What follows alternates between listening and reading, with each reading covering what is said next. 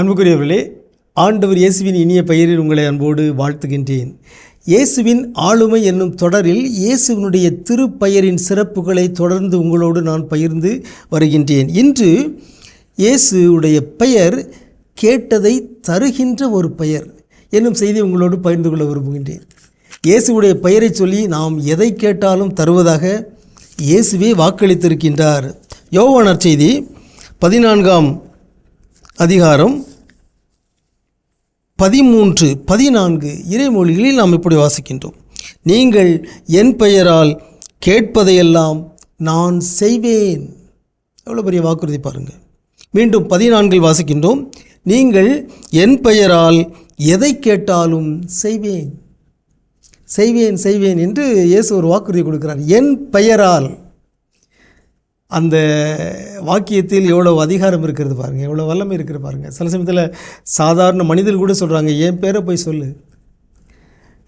ஒரு பரிந்துரைக்காக ஒரு கடிதத்தை கொடுத்து விடுகிறார்கள், அல்லது வாய்மொழியாக சொல்கிறார்கள். நீ அவங்ககிட்ட போய் நான் சொன்னேன், என் பேரை சொல்லு, அவங்க செய்வாங்க, அவங்க தருவாங்க என்று சாதாரண மனிதர்களே சொல்கிறார்கள். இயேசுவோ இறை மகன், அவர் கடவுளின் மகன். எனவே அவருடைய பெயருக்கு வல்லமை இருந்தது. இயேசு என்றாலே மீட்பர், விடுவிப்பவர், விடுதலை தருபவர், மீட்பவர் என்று தான் பொருள். எனவே அந்த பெயரே நமக்கு விடுதலை தருகிறது. என் பெயரால் நீங்கள் எதை கேட்டாலும் நான் செய்வேன் என்று இயேசு வாக்குறுதி அளித்திருக்கிறார். மீண்டும் சொல்கிறார், நீங்கள் என் பெயரால் எதை கேட்டாலும் நான் செய்வேன்.